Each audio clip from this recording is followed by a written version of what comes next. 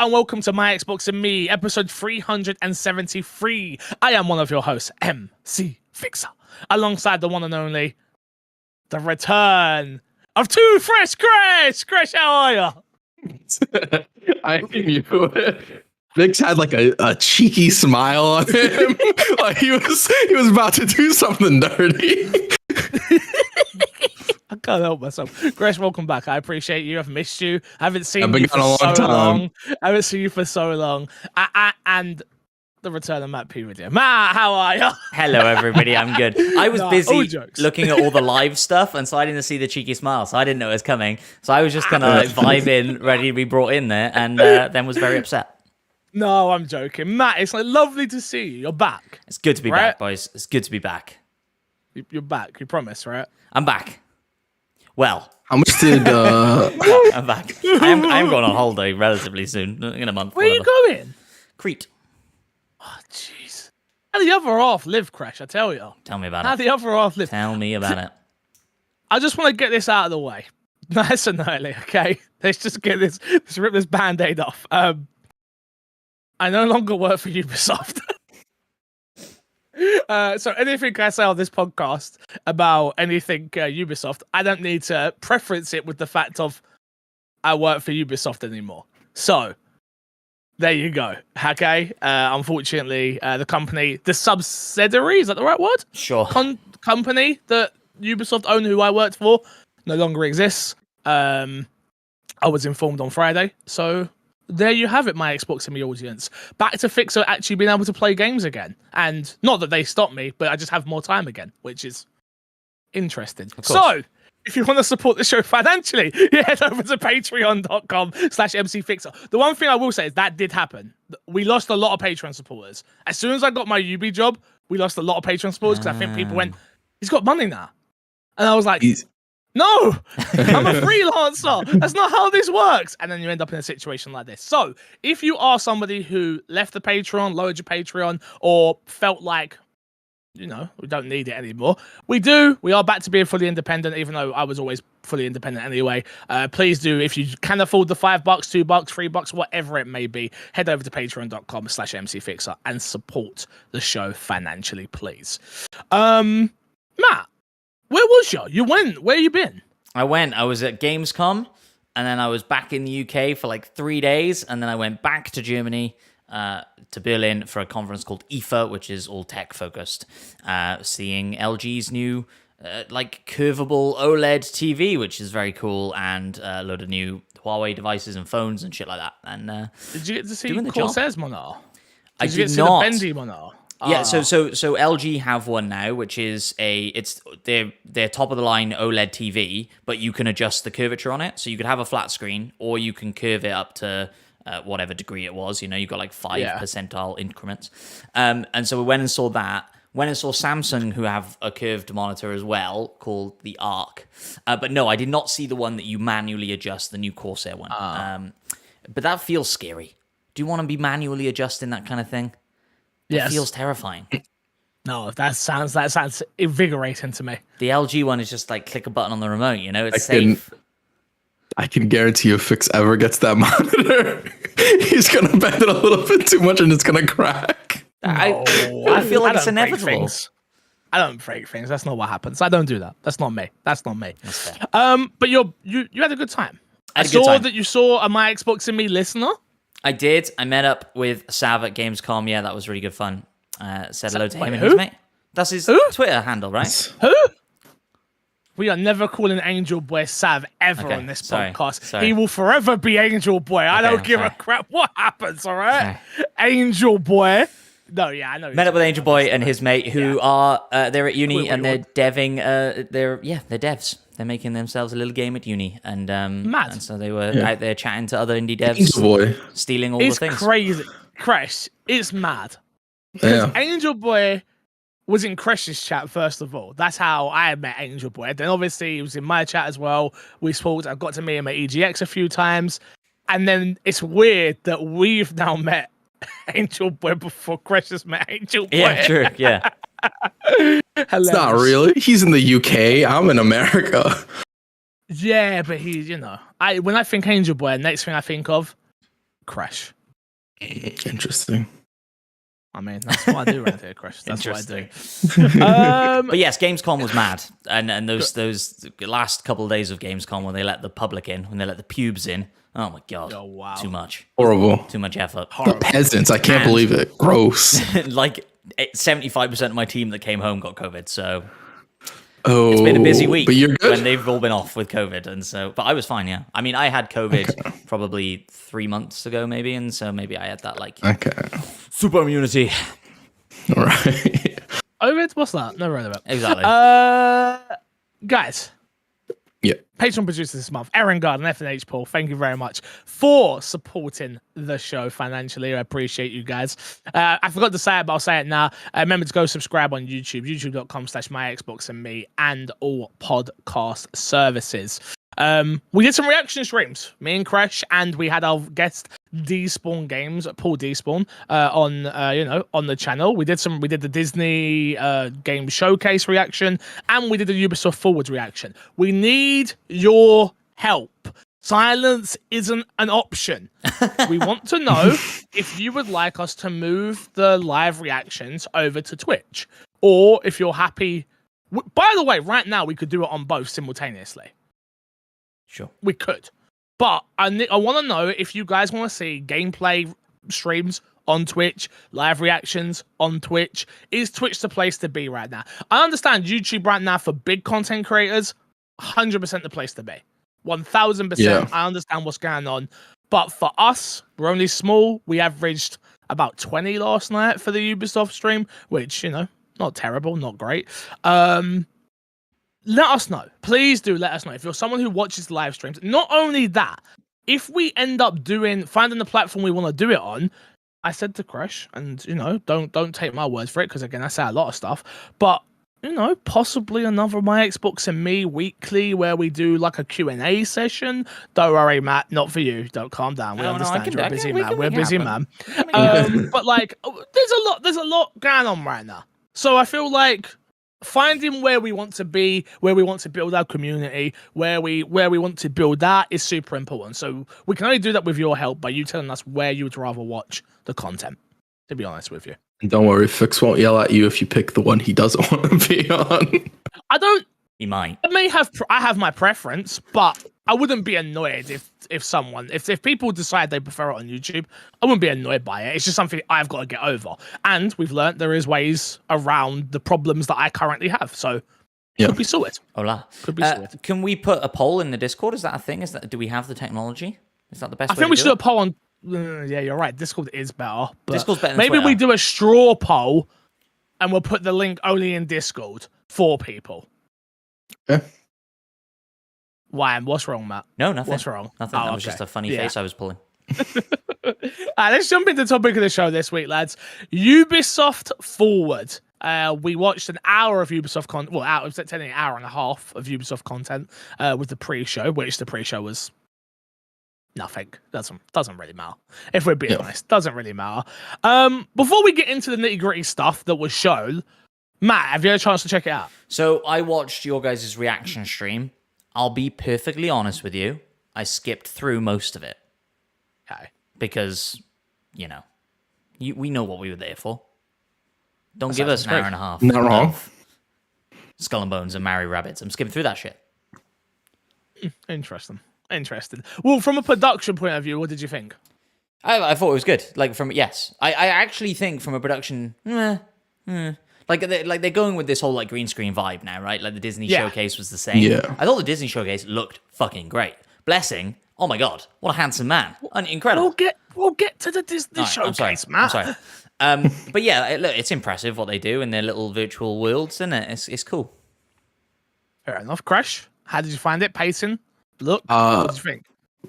Pacing was fine. Look was fine. We talked about it yesterday, and I said it was a little bit too long, having been away from it and not counting the pre-show. Like, I think it was fine for Ubisoft Forward. They hit all the notes they needed to hit. They hit some of their like smaller titles, some of their ongoing titles, because that's a big part of what Ubisoft is now as well. So I thought it was good. I thought it was fine.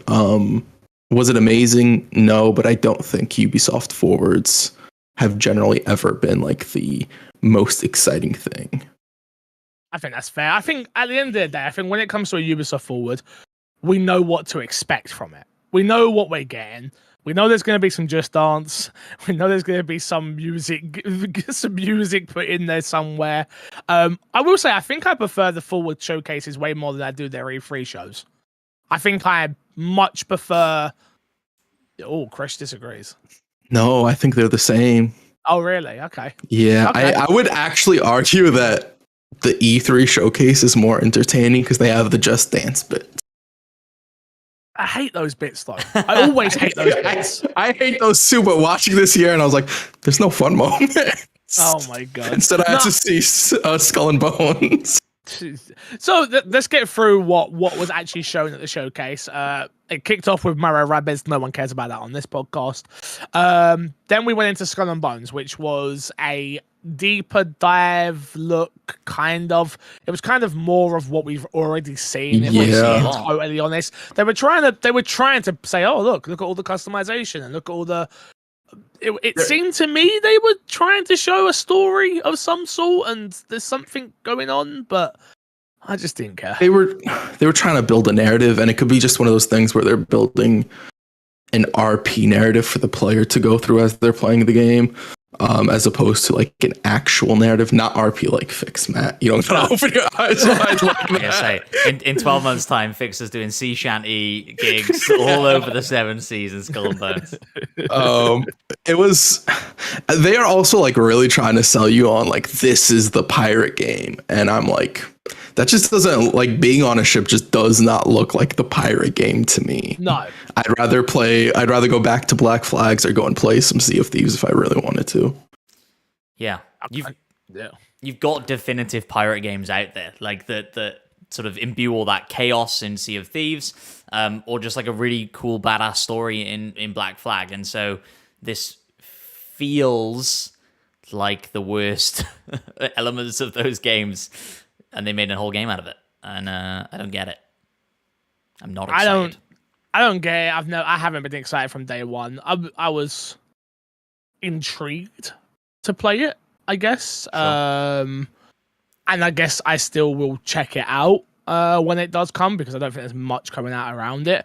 But yeah, this showcase for it did nothing for me. Nothing for me at all. Moving on, we went through Riders Republic. Obviously, they've got their brand new season starting on Tuesday. How do I know? Because I was meant to be playing it on Tuesday. Never again. The new BMX season. The thing is, I played some Riders when I was working for GTV, and I actually had a good time with it. So I was kind of looking forward to checking out this BMX stuff. So I think I still might. It's free to play. It looks like it is quite a decent size update for the game. It done what it needed to do at the end of the day, which was show off the new content and speak to the audience that's there.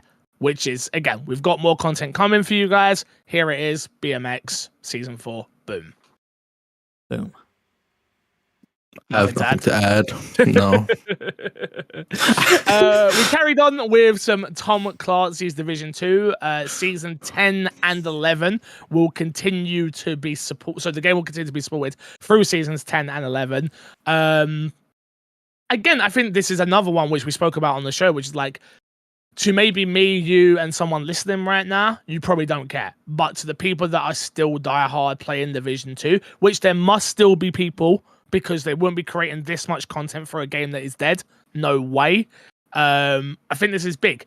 The only thing for me is none of what they showed to me was interesting enough to bring me back. And I was a Division player.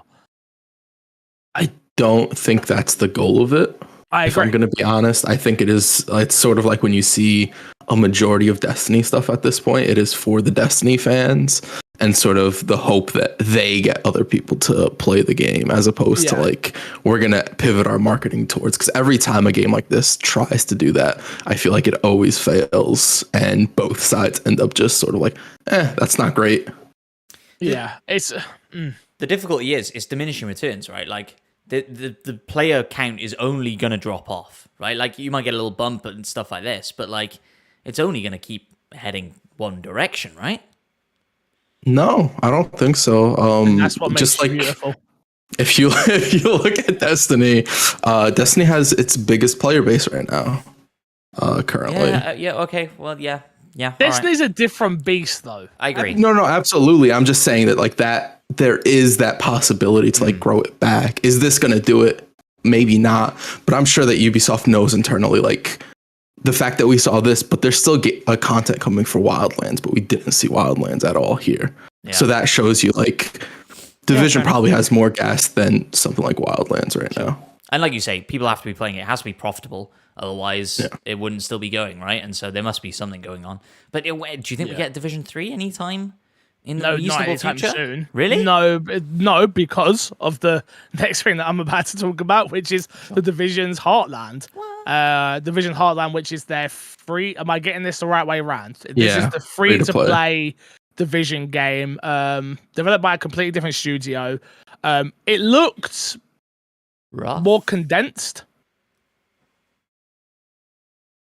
Yeah, because what they talked about multiplayer and Dark Zone, or was that the mobile one? They mentioned that as well. Yeah. So it's I'm gonna hope that they start off small and then expand. Because I think if they're trying to sort of do this to replace Division and they try and overload it with a whole bunch of content, I think you could really miss the step where like they work on the cores, they get the cores working, and then they slowly add more content.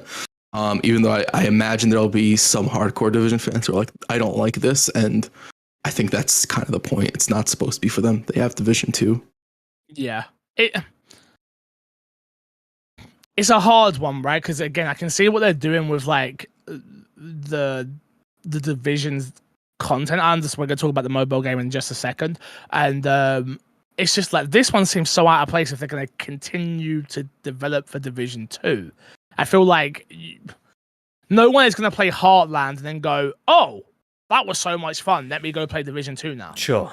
Like, surely they're very similar games in terms of its end game and things like that, right? Like, it's just a different map. Similar gameplay. It didn't look as graphically pleasing to me.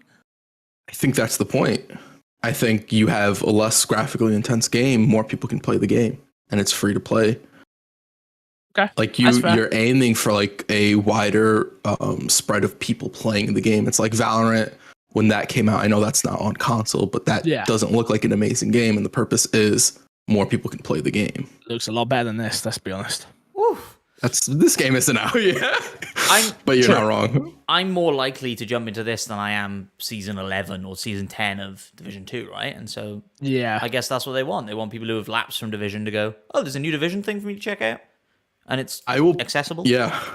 I will probably play this at some point whenever it launches. 100%. We'll get caught up in the hype of the fact there's a new game come out. We'll probably play it for a weekend, burn through all the content, and then be like, it was fun. Yeah, maybe. Yeah. The one thing that worries me, free to play, what's the monetization like? I don't think I have a bad feeling it's not just going to be cosmetical. Yeah, I think that's the big question. I think the mobile one, I'd be very, very worried about. I think the general free-to-play one is up in the air for me. Because we haven't really seen, unless I'm mistaken, and correct me if I'm wrong, we haven't really seen a Ubisoft free-to-play game, right? Well, all the ones they put out, they ends up killing. Exactly, yeah. That battle royale shooter, Hyperscape or whatever. They had that other tactical shooter thing that was similar to Siege-like. Which they never released. Never released, but they killed that as well. Which is but the reason they killed it. Okay, they killed it probably because there was no hype around it, but also because they probably. This is me speaking completely out of my butt cheeks, by the way. Was it a case of how do we monetize this without it being without getting every free-to-play game? There's only one way that gamers now currently accept monetization in free-to-play games, which is cosmetic. The problem is, if your game isn't interesting, no one is buying the cosmetics. You need a game that has a long tail to even EA with Anthem. Do you remember? Obviously, that's not free to play, but it was the same thing. It was like, oh, no monetization, but skins, and it was like, yeah, but no one cares. Like, you have to make me care about the game before you try to sell me something in a free to play. And I think that's what Fortnite was amazing at. Goddamn, yeah. Next up was. I don't. Oh, sorry, go on. My bad. Go on, I was go just gonna say I don't disagree. I do think that generally monetization in free-to-play games are very, very difficult. You say like it's only acceptable in cosmetics. There are games that survive off of non-cosmetic microtransactions, primarily like gacha games and stuff like that. Genshin Impact has minimal cosmetics and stuff like that. But I don't think obviously that wouldn't work in something like Division. Especially because Division has so much like PvP elements that it's even harder to imagine what you do. Because if you do something that's slightly pay to win, it is literally pay to win because there's a huge PvP element to it. Yeah, it's a hard one. It's a hard one to balance, I'm sure, from a company's perspective as well. It's really hard to get right. Next up, the Division Resurgence. This is the mobile game. Again, we don't really cover mobile here. It looks like a Division game on mobile, to be honest with you. Same thing goes for Rainbow Six Mobile. Exactly the same. It looks like Rainbow. I have to give them that, but a lesser version on mobile is what it looks like. The next piece of news was Trackmania that is coming to consoles. You've got, I think they said like over 200,000 created courses that have already been made on PC that they'll be bringing over to console day one. Trackmania is a fun game if you're into those games, but it's not a game that's going to move the needle during a showcase, let's be honest. Yeah. I don't think that was the purpose of it there either, to be honest. No. I think it was... I think Ubisoft did a very good job of like spreading out its less interesting or smaller titles so that they weren't all on top of each other. I think, honestly, Riders Republic, Skull and Bones, Trackmania is somewhere else. And like that's it. Like I think they did a very good job with the pacing of keeping stuff interested and their big titles. I'd agree. Yeah. Next up, we had Just Dance 2023, which Just Dance, it'll be okay. Online co-op now. Yeah, huge. That was the big selling point, which was online co-op. You can still play it on your phone. So, I mean, to be fair, this is not gonna happen. It's like I don't care. There's not that many people that are gonna care about this. But if you were a mum who likes doing Zumba and stuff like that with your friends, this is a great alternative if you don't like leaving the house. I had a friend who recently moved to my town that I currently live in. Went over to her house to see her new flat. She had a Wii Fit balance board. Yeah. Ready to go. Yeah. And I was like, what the fuck is wrong with you? And she's still rocking the Wii Fit balance board. So you know what? There are people out there. No, there's definitely people out there. The thing is, people love a peripheral, though. So I get the Wii Fit balance board, to be fair. I guess. I was like, when's the last time you skied? Come on. Throw it away. Next up, which is the things we cared about, they transitioned here into the Assassin's Creed showcase, which I thought was a very smart thing to do. Obviously, there was a bunch of build up to this. It is the Assassin's Creed 15-year anniversary. They were very much celebrating, to be fair to them, they were very much celebrating fans. They were celebrating the culture of Assassin's Creed, what it's done for gaming. They announced a documentary and things like that. They mentioned GTV. It was interesting. It was definitely interesting. But the thing we cared about, which was this could have easily have ended with just this, and I'm glad it didn't. But Assassin's Creed Mirage was announced. We got to see it. Kresh, what did you think of what we got to see first of all? I liked the cinematic trailer. I think it was really good. As far as Assassin's Creed cinematic trailers go, I think it was really good. I don't think I liked it as much as Valhalla's. No, Valhalla's was sick. Yeah, I like the setting piece. It seems to be very reminiscent of a mix of Assassin's Creed 1 and 2 for me. Yep. In this really interesting way, which I think looks cool and hopefully is cool. I don't know how I feel about the main character of it, but to talk about that would be spoiler stuff, and I'm not going to talk about that. Thank you. I haven't finished it, and I don't want it spoiled.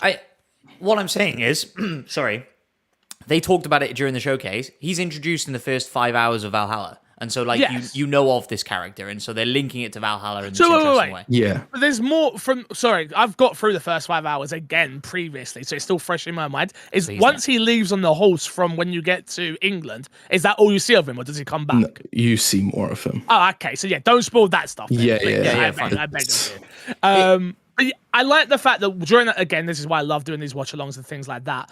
I didn't realize it was him first of all. So it was only Kresh and Despawn who pointed it out to me. And I said this during the live stream, and I'll say it again here, which is like, I think it's actually really smart and very cool of them of what they're doing with this. If this is the game that takes the series back to what Kresh wants in terms of stealthy and all the, I think it makes perfect sense coming off of Valhalla as well. And I won't be annoyed by it because it won't. I'll understand it a little bit more because we're jumping backwards in timeline as well, right? In time, we're jumping backwards. This is it's very interesting to me. I think they're doing a really good job of capitalizing on what makes Assassin's Creed interesting, which is the time period. And I don't know if you've read any additional info on what Infinity is exactly, because they've talked more about it. So Infinity is essentially the main, like the current time. And that's where all the modern stuff will take place, is in Infinity. And it'll be a connection to all the other games they put out. So it'll essentially be like a live service hub world of sorts for all their other games, which I really like, because that means that some of these games on their own can focus more on the time periods. And sort of, if you don't necessarily care about that modern time, I'm hoping you don't have to interact with it, because I think a lot of times in a lot of the games, it is some of the most boring parts of those games. Anything outside of the animus is terrible. Yeah. And I think it's interesting that in the cinematic trailer, they didn't hint to any of that at all. You know, like in the cinematic for Mirage. They never do in the cinematics, to be fair. No, I know. But like a lot of what that cinematic trailer was doing was supposed to be invoking Assassin's Creed 1, like that, and 2, that feeling in you, right? Like the fact that he never really straight up attacks anybody other than with the hidden blade. Like it's all counters and it's all traps and it's all using their own weapons against them. Like that feels like Assassin's Creed 2 to me, right? Like the claustrophobia of those narrow city streets and being outnumbered and properly parkouring away, that feels like Assassin's Creed 2. And I feel like I've been burned before. Like I feel like every iteration since Origins, they've talked about going back to their origins and they haven't done it. And so maybe I'll be in the same boat when this comes out. But I got excited for it. Yeah, no, I'm with you, and I think they've set themselves up in a way, story-wise, where they can do that as well. Yeah.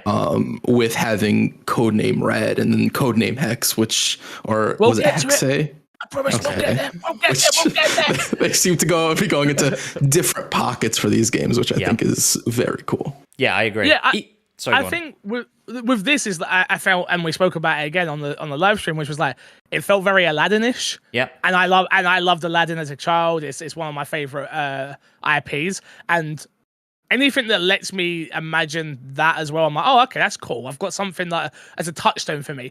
The timepiece where we are and the characters is what matters the most, right? And I never cared about Paris. I never really cared about China when they went there in Liberation. I never cared about Black Flag. This is interesting to me though. Liberation was not China. Liberation. What one was Liberation? Liberation was the Vita one, if I'm not mistaken. Yeah, was I not in China? No, that was the one where you play as it was the black female main character. No, I think you're thinking of a PSP game that was Freedom Cry, which was a spin-off of Black Flag. Oh, okay. Liberation. I'm mistaken. Do you know what, boys? It doesn't matter. It doesn't even matter. But you knew what I meant. And anyway, I'm interested in this. Mirage looks interesting, and 2023. I think they said fall, if I'm not mistaken. No, I don't think they might not have said it. It might be the rumors full. Just 2023. So yeah. Huh. But even like the thing of him cutting off his finger, I was like, they know what they're doing. They know they're trying to make us feel like it's Assassin's Creed 1 and 2 again. Just don't fucking burn me, Ubisoft. Don't be that guy. Give me the game. Honestly, I think this is the most they've really gone to tell us like this is the original like type of Assassin's Creed, and that's either going to be like very accurate to it, or it's just going to be like, we just wanted to pull you guys in, you guys are suckers and fell for Break it. my heart. I can feel it. And they've really burned the audience again, though. Yes. Yeah, because there's a whole new audience for Assassin's Creed at this point. This is it. So you know. Okay, let me talk from my experience. Yeah, I did the streams on the Ubisoft channel, playing through multiple Assassin's Creed games. The chat was always, yeah, can't wait till we go back to normal. Can't wait till we, and that's the most hardcore of hardcore people who are in there. So, and I agree with you, though a new audience, and that's not what they're going for, just hardcore. I do think the way they even showcased this, which we'll get into the other stuff in a second, was here's something for you, here's something for them. Something that Resident Evil's never done, right? Resident Evil, I'm still waiting for them to give me something. I'm still waiting. So that's kind of what I was going to say. Like, I think I'm that new Resident Evil fan, and you're that old Resident Evil fan. I'm that old Assassin's Creed fan, and Emma and I'm is the new one. Well, and you are, but Emma is as well. And so that's what we were talking about last night. Like, she likes that an enemy has a number above its head denoting its level, so she knows if she can beat this guy or not. And like, that to me is disgusting. And so like, it's so not what I want. But they're catering to a couple of different audiences at this point. Maybe, hopefully. See, that stuff, I wouldn't be surprised if that stuff stays. I don't think so. You think it's gone in this game? Because I think if that stuff's there, then fundamentally it just can't.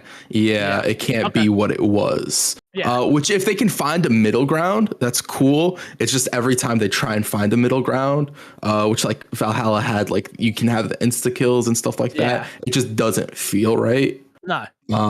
So it's possible. I don't see it working out if they do it though. Well, the question is, does this save Assassin's Creed for the old school fan? If this is done right, or are they just going to get annoyed when the newer games do come out and they're like, well, we got one of what we wanted. Now we're back to this new Assassin's Creed that we don't care about. Go on, Kresh. I don't know. How do you feel with Resident Evil? What do you mean? You got Resident Evil 2 remake, and then for you, it's been downhill since. It hurts, if I'm honest with you, because that's how Assassin's Creed fans will be. Yeah, I can see that, because I can see it being a case of you're going to get what you want, but it's still a little bit different because Resident Evil is a remake. This isn't a remake. At least this is a fresh game. I haven't got a fresh Resident Evil game that's third person with characters that I care about. Like, I'm getting remakes. That was your favorite game. That's better. Of all time. Yeah. I feel like that's better than getting a new game in the third person style.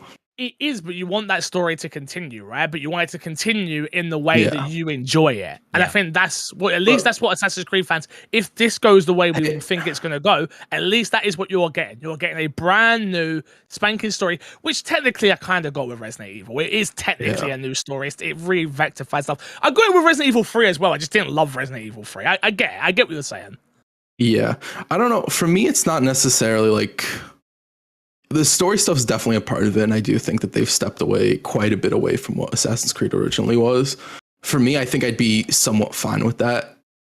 It's just the gameplay perspective and that feeling of like what the goal of the game is has changed drastically since Origin, where it is sort of this Souls-light kind of type of game with levels and very RPG heavy, which is so far from what it was. And I think if they can go back to that, even if the story they don't necessarily fully nail, I'd be fine with it. But it looks like the story is what they will nail, and we'll see about the gameplay. Yeah, I think Baghdad is a really interesting place to set this, and like you say, having a character that you kind of know previous to that then is super interesting. But yeah, I think they've gone too far, right? Like Ubisoft's whole thing is we're going to give you as much to do as possible. Whether or not you want to do all that is up to you, but we're going to give you 35 outposts and a map that's insanely huge and da-da-da-da-da. Which I don't ever see them coming back from that. This is just a city. They said that during the show. It's just a city. It's not map with 35 outposts. This is like Assassin's Creed 2 territory where you only got a Rome or whatever it was for, I forget which one Rome was in. But Assassin's Creed 2, you went from city to city, didn't you? Yeah, and then like 3 or 4. Brotherhood was you were in Rome. Yeah. I'll see it when I believe it. Like, I don't believe it. Yeah. See, No, I do mean, because I see this being the offshoot. I know it's not. They're not going to call it that, but I see this being the offshoot game now. This is and if this is successful, this is what they're going to do. Which is again, one for you, one for everybody else that loves these big, gigantic, open world RPG games.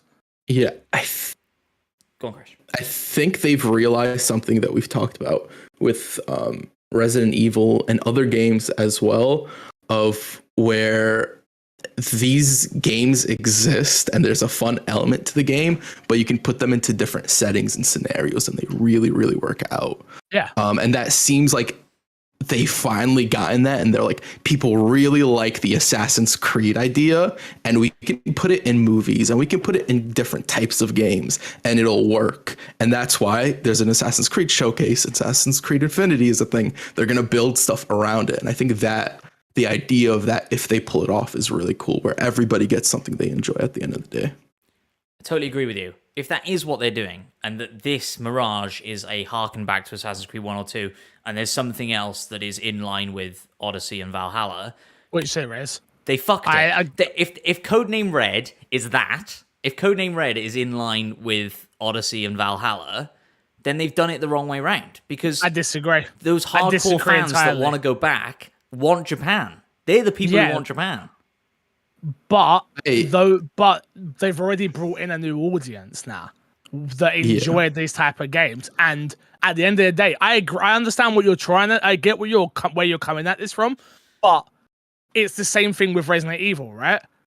You enjoy the new Resident Evil games. Cool. It's this, but they've brought in a new audience at this point. They have to keep doing something for that, and Japan is that. But here's what you're still gonna play this game that you don't like, in air quotes, because you've waited this long for Japan. I understand that it's a good business move, but it's a bad. Right? It's like this, right? It's like this. If Resident Evil 9 came out and the protagonist was Leon, but it was a first-person shooter, that's what it would be like. No, it wouldn't. I disagree because it's what that hardcore old school fan base want. It's incorrect. It's incorrect because it'd be assuming that the newer fans wouldn't want a game based in Japan. And I don't think that's fair to newer fans. I understand that older fans have been waiting for it for such a long time, and that's true. But it's also not to say that they don't find a middle ground with this game, because this is the perfect setting. You're playing a assassin in Japan to like add more of the stealth elements in, and it fit in a game like this, where you do have that more stereotypical assassin and it work in this. I think it's too early to say that they fucked it. Like maybe they did. We'll see in like 2 or 3 years time whenever we see the game. But for now, I think for me, things are looking better for Assassin's Creed than they have for a very long time. If they put it off. I totally agree with that statement. I totally agree with that statement. It's an interesting one, guys. It really is, because after that, we got the Assassin's Creed Mirage, last chapter. So it's ending on the Valhalla stuff, which has been a really long journey, to be fair, to Valhalla. It's had a lot of DLC added to it. Then we got a mobile game, which was Assassin's Creed Codename Jade, which is set in China and is a mobile game. That was hilarious. When that kicked off and you all thought it was Japan and it was the mobile game. Fuming. That was so good. If you're not on the YouTube channel, guys, you got to go watch the reaction on the YouTube channel just for that bit. It was fucking brilliant. I really enjoyed it. And then we got Assassin's Creed Netflix series. They announced that they're also working on a exclusive Netflix game for their gaming portfolio as well, which is like, okay, cool. Then we got Assassin's Creed Codename Red, which again, if you hadn't heard what we just said, is the Assassin's Creed Japan game that we've all been waiting for. It was only about a 30-second tease, but it was enough to get us all very excited. I think we've been waiting years upon years upon years. I know Despawn said 15 years. It's like, I don't know if it's been that long, but yes, it's been a really long time, and I'm super excited for it personally. And I hope I'm right in it's going to be in the style of game that I want as well.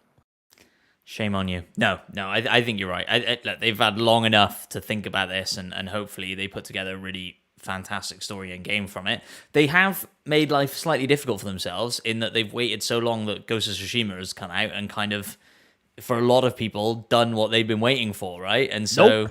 Nope. I didn't finish Ghost of Tsushima. I thought it was a very good game, but it wasn't what I wanted. But Ghost is more in line with your typical Assassin's Creed game, more so than Odyssey and Origin and stuff like that. This isn't going to be that. 100%, but that's not what Matt said. That's not what Matt said. Yeah, you're right. I know what you're saying. Yeah, I think we're getting I'm going to be honest. I think I'm getting exactly what I want from this, and I'm very excited. I mean, we're going to be waiting a while until this comes out, though. Yeah. At the earliest 2024. I think it probably slips to 5. Yeah. Yeah. I think the biggest news with that game is the fact that the Odyssey team is working on it. Mm-hmm. And the Odyssey team was so revolutionary after Origin, where they added a lot of new elements that we even see today with like the hunting system where people chase you and stuff like that. Yep. So to see what they do, like if there was ever to be sort of this middle ground found between the older games and the Origins and Odysseys and stuff like that, I think this is the team to do it, because I think they would have had enough time by now to sort of create their own sort of middle ground with it, if that's what they're going to go for. Either way, I think I'm excited that that's the team that's working on it as well. Can't wait. Honestly, can't wait. We then got another Assassin's Creed project announced, Assassin's Creed Codename Hex. They didn't say anything about it. It looks like it's going to be like very witchcrafty. Well, something they did repeat over and over again is they said this is a very different type of Assassin's Creed experience. And so, I'm hoping for a walking sim. I'm hoping for horror. Well, yeah, it can still be a horror. I'm talking about, like, I would imagine we get an Assassin's Creed Hex, yeah, but it's very much in line with your Until Dawns, stuff like that. I think that would be dope. You know how people get sick in the Animus sometimes when they use it too much? Yeah. I think what the game is going to be a Blair Witch style, where you play as somebody who's used the Animus too much and they're starting to mix the fake reality with real reality. And there's going to be some spooky stuff in that sort of middle ground, which I think would be really cool if pulled off correctly. Yeah, that's the problem with this. You're taking something that is a well-known commodity franchise that people love and care and are very, very, very, very passionate about, and you're going to do something completely different. I do think it's the right move for Assassin's Creed, though. And I do think it's the right move for Ubisoft to leverage. I've never understood why we've said it with Gears, I think. And Gears, I know we got tactics, but like, there's other stuff you can do with these franchises. It doesn't have to stay the thing that it is, you know? And I think if this is whether it's Kresh's idea, my idea, or somebody else's idea, which of course it's someone else's idea, we didn't make it. I think as long as they can try and pull it off, it can be interesting. Yeah, I hopefully, like, if they do pull it off as well, it is sort of assigned to some other studios. Like, hey, we have these IPs that are like really beloved, and they like the idea and the world that they're set in. So like, let's sort of expand that, right? Because you mentioned Gears of War. Like, I think you could have a horror / stealth game in Gears of War, and it would work out really, really well. So hopefully this is different enough and it's successful enough and it works that some other studios are like, hey, we have games with cool possibilities. Let's sort of start exploring some of those. Kresh already spoke about Assassin's Creed Jesus Christ, words. Infinity. I'm not going to lie. Anything Unity, Infinity scares me. I know Unity just burnt me so badly that I'm like, no. And then last but not least, guys, is the Assassin's Creed multiplayer game. They didn't say anything else about it. I didn't realize until you've put it down like this that it was a separate game. I didn't know if it was just something they were adding to some of the game. I think it's part of Infinity, but they didn't really like super clear that up too much, so I put it as a separate thing. Yeah. But yeah, I think that's going to be a very cool way to add multiplayer, which a lot of people did really like the multiplayer, but also possibly revisit co-op in a better sort of setting than what Unity was, because Unity had a whole bunch of problems with it. That sort of giving people these sort of smaller co-op experiences throughout multiple different types of games could be a very cool thing if they go down that route. Mad. Boys, that's topic of the show. I tell you what. Honestly, I'll get through we won't do what's in our box this week, even though I did play loads of games, so I'm very upset. But we'll quickly run through this week's dashboard, which is the Disney and Marvel showcase. We had Tron. It's been announced, a brand new game by MattPVideo Studio. Midnight Suns had another re-showing. Feel free to pipe in here, boys, anytime that you like. Nothing to say. Nothing. I get less excited every time I see that game, and that's very upsetting for me. We had a bunch of mobile titles that was announced. We had the Lego Star Wars, the Star Wars Saga Galactic Edition, which was adding brand new characters and things as such. We had how do I say this? Gargoyles Remastered was announced. Another mobile game. We had Speedstorm, the kart racer, which that could be interesting. Of all the stuff that was here, that could be one of the very few games that was showed at this showcase that was somewhat interesting. To be honest with you. Yeah, I agree. I it's such a no-brainer for Disney at this point to just go, oh, let's rip off that game and put all the Disney characters in it. It's exactly what Dreamlight Valley is that we're going to chat about in a second. Like, it's Animal Crossing meets Stardew Valley with fucking Mickey Mouse. And it's fucking great. It's so good. With no VO, though, from what we noticed from the trailer. What I would say is there are tiny little VO lines that I think are just ripped straight out of stuff that people have done. Like, I don't know. Like, Maui has quite a lot of VO, but I don't think it's The Rock. Interesting. Either that or it's ripped straight out of the movie, but it doesn't seem like contextually that would be possible, so I don't know. Huh. Okay. But it's really good. Yeah, I'm gonna let you all know. I'm going to make Haley play Disney Dreamlight Valley. Me and Haley will do a special episode reviewing Disney Dreamlight Valley because I've been playing the shit out of it. Haley gets so much credit on this podcast that I feel like we should make her play Disney Dream. She's a huge Animal Crossing fan, number one, and number two. Why the hell not? It's out. It's on Game Pass. She can play it. And when she feels confident enough that she played enough of it, we bring her on the podcast for our very special segment of Disney Dreamlight Valley review. Would you Let's reckon? do it. By the time she starts earning a paycheck around it, she gets credit. How much she does some work, For sure. Spoiler alert, sorry, the review will be very positive because it's really fucking good. It's really good. Oh, okay. Maybe I'll play it as well then. Maybe we all play it and we do like yeah. Okay, At this point, it's a Game of the Year contender. Get your shit on it. Is it co-op? No. Okay. There's no way it's a Game of the Year contender. It's a top 10. Okay, that's not a Game of the Year contender. Let's not do that.